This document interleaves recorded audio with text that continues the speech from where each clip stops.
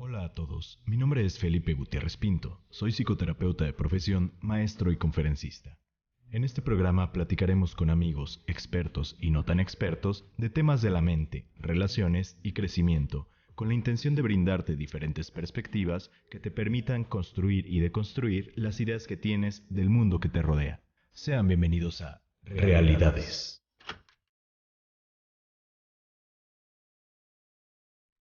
Hola, muy buenos días, tardes o noches, dependiendo del horario que nos estén escuchando. Sean bienvenidos a un episodio más de Realidades, con otro tema que había aplazado bastante, tengo que ser sincero, porque es un tema que creo que se necesita platicar con alguien que ha tenido un poco de experiencia con este tema. El día de hoy no me encuentro solo, como les había comentado, me encuentro acompañado del psicólogo Anthony Prado.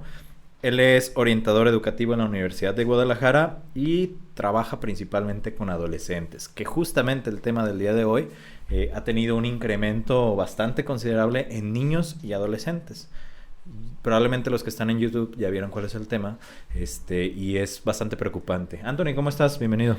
Muy bien, muy bien. Muchas gracias por la invitación, por el espacio, Felipe. Siempre es un gusto poder participar en tus proyectos. Y bueno, como dices, efectivamente es una situación, un problema, ¿no? que acontece en estos momentos en edades mayormente en jóvenes, en adolescentes y jóvenes. Y pues es muy importante, ¿no? Sobre todo hablarlo, visibilizarlo y que las personas sepan un poquito acerca del tema. Claro. Anthony, empezamos con una pregunta. ¿Qué tanto el suicidio es un problema como más grave o menos grave en la actualidad en la que vivimos? Actualmente 2020, que estamos viviendo todavía los estragos de una pandemia coronavirus. Híjole, bueno, pues habría que ver principalmente cómo terminan las estadísticas, ¿no? Después de esta pandemia. Definitivamente creo que el encierro tiene un impacto en la cuestión emocional, en la cuestión pues vivencial de cada persona en este encierro, ¿no? Difícilmente podemos hablar de una realidad igual o similar entre todos. Cada quien vive una realidad distinta. Habrá quien tiene un jardín muy grande y entonces a lo mejor emocionalmente tiene más factores protectores que le permiten como estar en diferentes partes de la casa, vivir y disfrutar o no disfrutar, pero al menos sí vivir el día a día de una manera distinta, ¿no? Habrá quien a lo mejor vive en un espacio muy pequeño y entonces se vuelve un tormento el tener que estar viviendo esta cuarentena en casa, ¿no? Bueno, las estadísticas aún no se conocen, pero creo que pudiera haber ahí un incremento interesante, al menos en cuestiones de depresión, cuestiones de ansiedad por el encierro. Entonces, bueno, es otro tema, pero en cuestiones de suicidio habría que esperar un poquito. Estadísticamente, Anthony, ¿quiénes son los más afectados por el tema del suicidio? Hablando de hombres, mujeres, ¿qué rango de edad? Pues mira, Felipe, es una pregunta muy interesante. Estadísticamente afecta más a los hombres. 8.5 hombres por cada 100.000 habitantes comete suicidio y las mujeres 2 por cada 100.000 habitantes. Sin embargo, hay estadísticas muy interesantes que hablan de los intentos, que es una cuestión distinta, ¿no? Una cosa es el suicidio consumado y otra es el intento. Y se habla en muchas ocasiones de que existe más intento por parte de las mujeres que de los hombres. Sin embargo, se consuman más los intentos por parte de los hombres, por lo cual se cuentan como suicidios consumados. El rango de edad que se considera pues de riesgo por el número o la ubicación entre las causas de muerte o mortalidad a nivel mundial es en jóvenes entre los 15 y los 29 años de edad. A nivel mundial se encuentra siempre entre los primeros 5.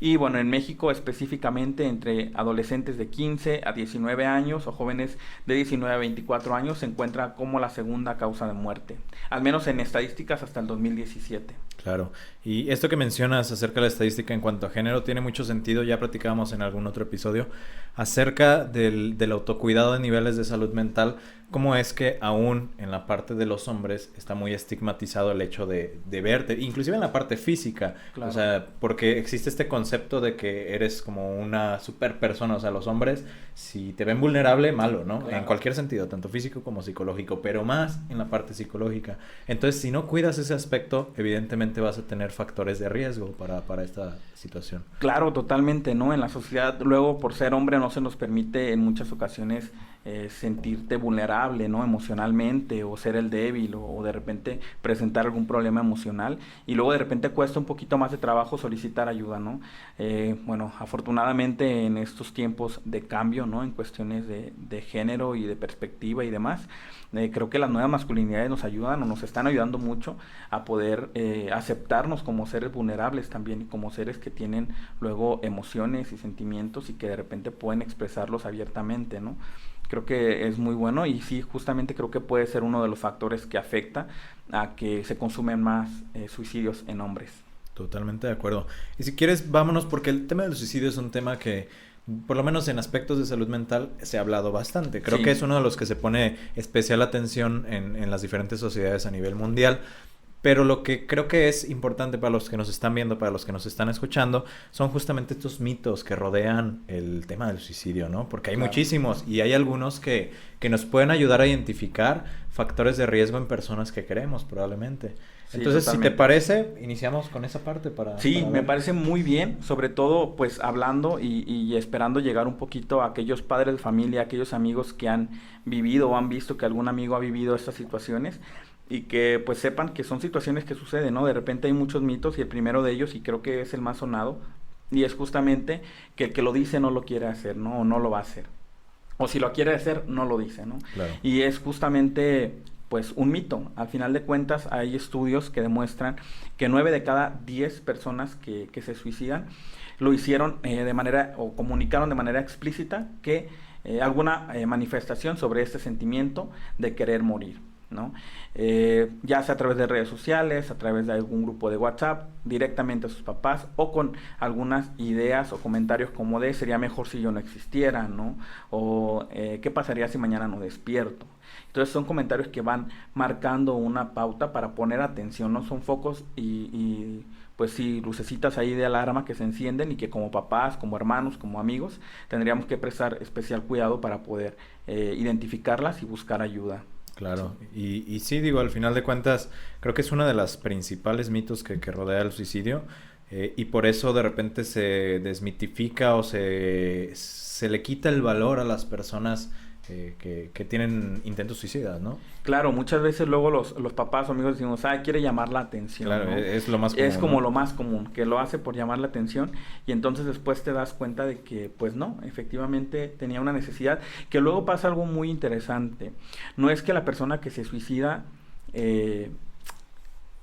quiera hacerlo realmente o tenga el deseo de morir, sino que el problema que está viviendo lo sobrepasa. Claro. Y entonces, al no encontrar herramientas o técnicas de afrontamiento o formas de afrontar lo que está viviendo, su único escape se convierte o sea, es lo único que les queda ya para poder dejar de sufrir. Uh-huh. Entonces, realmente, cuando un especialista trabaja con personas con ideación o con intento suicida, tiene que buscar justamente esto, ¿no? El qué cosas o qué técnicas o qué formas de afrontar las situaciones puede tener esta persona para poder entonces comprometerlo a estar, ¿no?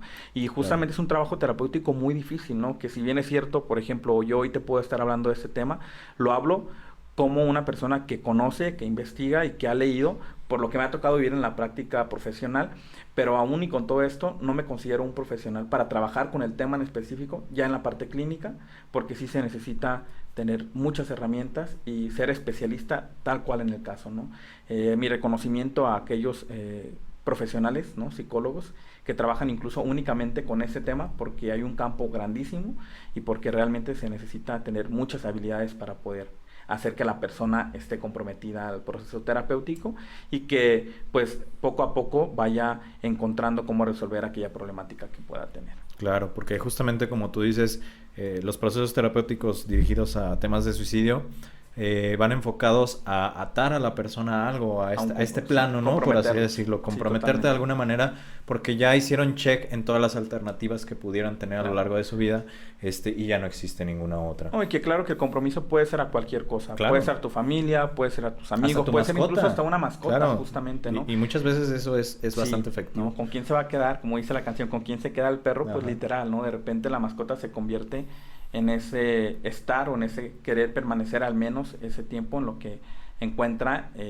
qué hacer con la mascota, pero es un tiempo muy valioso para el terapeuta para lograr que entonces encuentre otras formas, otras personas u otras cosas a las cuales anclarse y poder solucionar la situación antes de cometer el suicidio. Claro. Vámonos a la que sigue, que sería: quien se repone de una crisis suicida no corre peligro de recaer. Si ya pasaste por esta situación y quitaste la ideación suicida, ya no te va a volver a pasar. Como que generaras inmunidad. Pues mira, nuevamente es un criterio equivocado, ¿no? Hay también estadísticas, estudios que hablan sobre aquellas personas que ya lo intentaron alguna vez. Casi la mitad de los que lo intentaron lo vuelven a intentar a lo largo de su vida en alguna ocasión. Por eso es bien importante justamente el aprender a pedir ayuda y el atenderte, ¿no?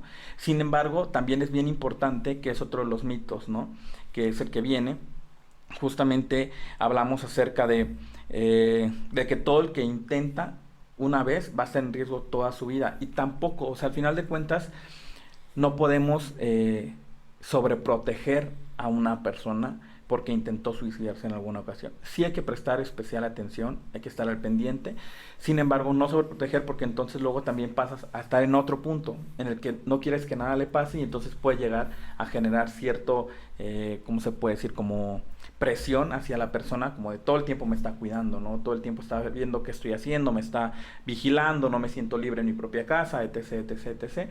Pero sí es importante que exista sobre todo esta cuestión de ayuda, de escucha activa, y que la persona sepa que si en algún momento tiene la necesidad o quiere hacerlo, pues pueda pedir ayuda, ¿no? Claro, principalmente. Porque justamente eso que dices, que de repente adoptan muchas familias esa posición de sobreprotección después de un evento así, es paradójico, porque estamos hablando que justamente el tratamiento para una persona con ideación suicida o intento suicida es generar herramientas. Claro. Entre más herramientas tenga una persona, entre más redes de apoyo tenga una persona, muchísimo mejor. Y tú, al sobreproteger, no le estás permitiendo generar todo eso. No, y además de que no solamente generas luego un problema en esa persona, ¿no?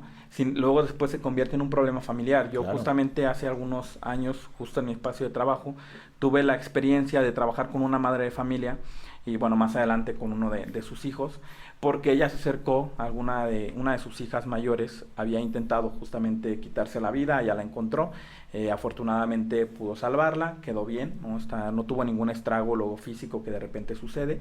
Sin embargo, los papás comenzaron a sobreproteger, a estar muy al pendiente, pero entonces, ¿qué pasaba? Que los demás hijos comenzaron a presentar luego problemas. ¿Por qué? Claro. Porque se sentían justamente desplazados o abandonados, un poquito, pues sí, desalojados de esta cuestión o de esta atención familiar, porque la atención en ese momento o desde ese momento se presentó o se enfocó más hacia su hermana, ¿no? Entonces la mamá, bueno, se tuvo que trabajar con ella y ella entendía esa parte, ¿no? Decía, bueno, sí he descuidado a mis hijos por estar al pendiente de mi hija, ¿no? Y afortunadamente se pudo trabajar y todo bien. Perfecto. Oye, el siguiente mito me parece a mí bastante interesante porque creo que es algo que está en la cultura colectiva, ¿no? Que todos los que se suicidan es porque están deprimidos, o sea, es un hecho.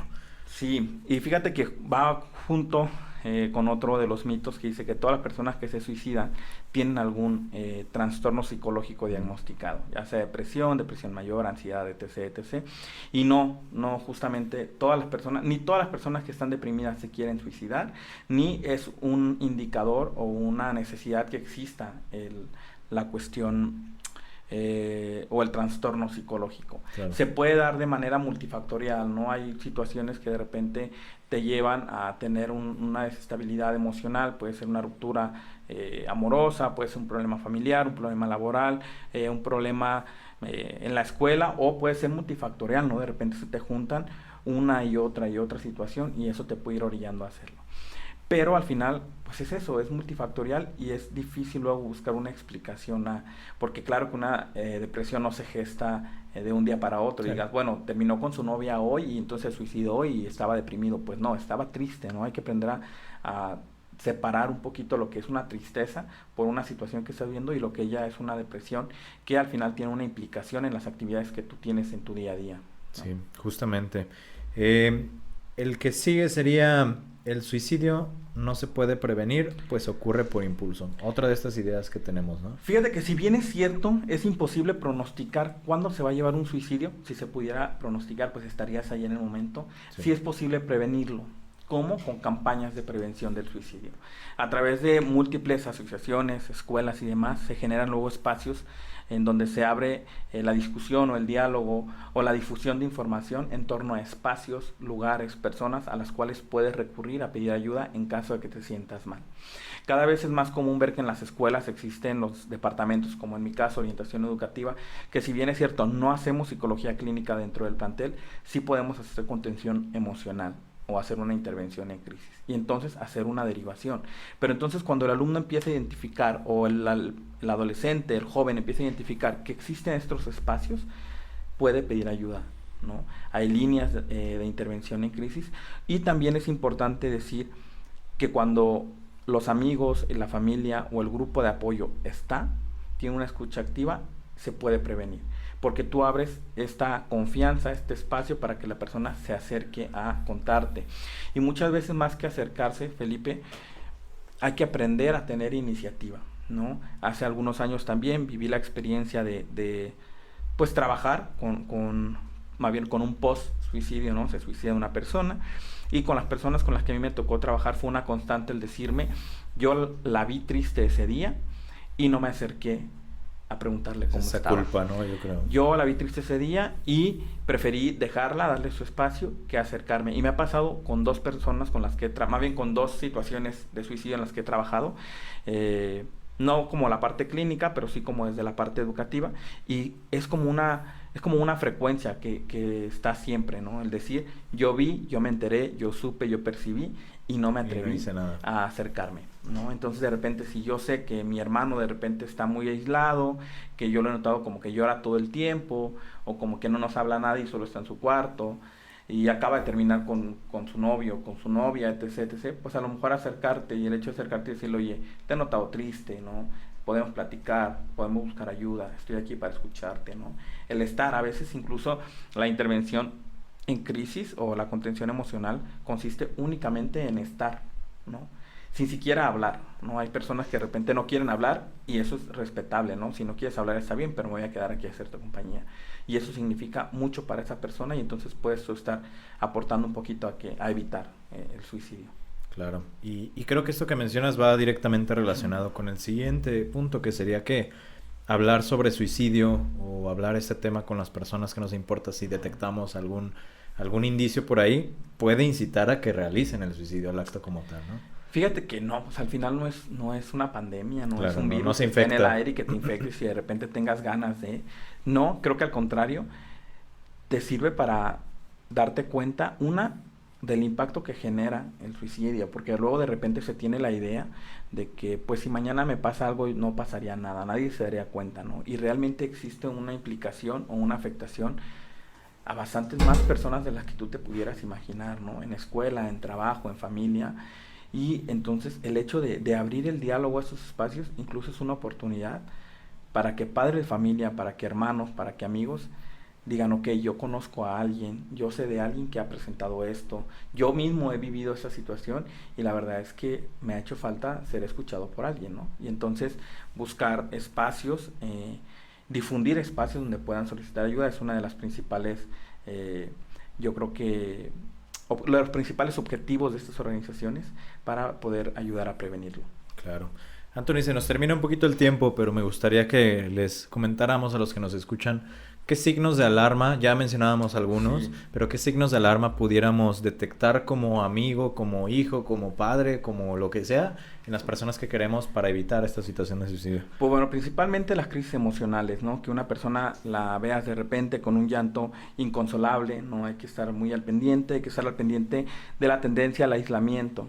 Sobre todo si la persona, el hijo o el hermano, lo que sea, permanece mucho tiempo solo y tú notas que la persona tiene ciertas tendencias al aislamiento y que además ha tenido un llanto inconsolado o que ha tenido una pérdida reciente, bueno, hay que prestar especial cuidado porque, bueno, pudiera ser un signo de alarma. Los deseos de morir o las amenazas suicidas, ¿no? De repente hay quienes lo gritan, ¿no? No solo lo dicen, lo gritan, sí, de que, pero me voy a morir, ¿no?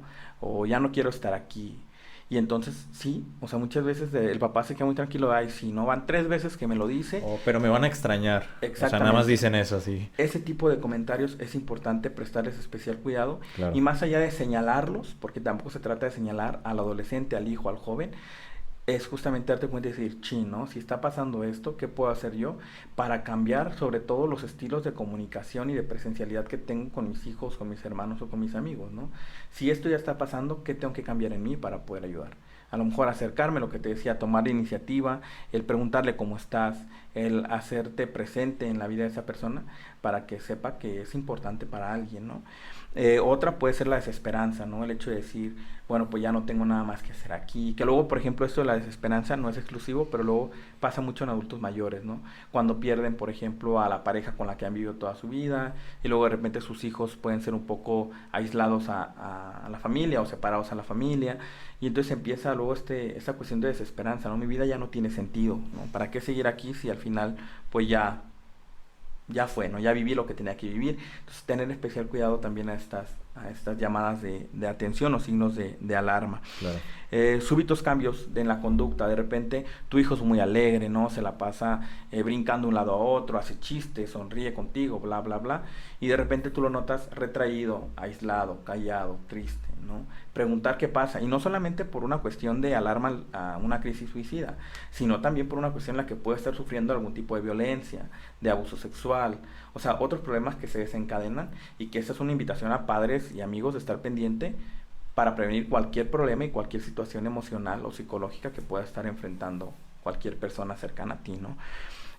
Bueno, consumo excesivo de alcohol y drogas, eso es muy importante. De repente hay quienes pues en su trip, ¿no? En su viaje con la droga que están consumiendo, se matan, ¿no? Y a lo mejor ni siquiera querían hacerlo y de repente eso los termina llevando al suicidio, ¿no? O que aunado a una crisis emocional, a un llanto inconsolable, venga el consumo de una sustancia, bueno, pues terminaría o podría terminar posiblemente en una desgracia como lo es el suicidio. Claro. Muy bien, pues hay que tomar especial atención a estos puntos que mencionas, Anthony. De verdad creo que esto nos puede ayudar a identificar si alguien que queremos está en riesgo.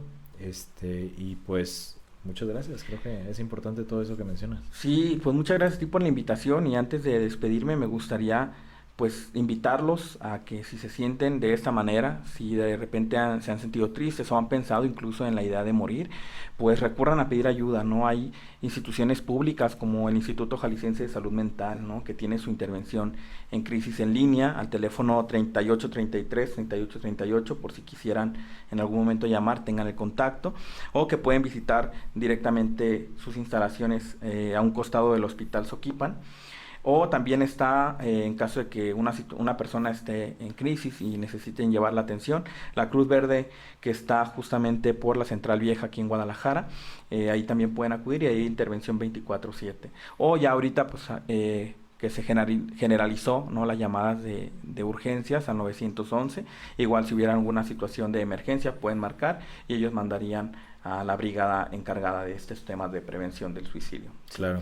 Y pues nada, agradecerte mucho el espacio, Felipe. Creo que es un tema en el cual pudiéramos durar horas discutiendo, ¿no? Y que creo que es muy importante, pero principalmente eso, agradecerte el espacio, sobre todo para llegar a más personas y que más personas sepan que pueden pedir ayuda y que pueden encontrarla en alguien o en algunos espacios en específico. Claro que sí, pues muchas gracias a ti, Anthony.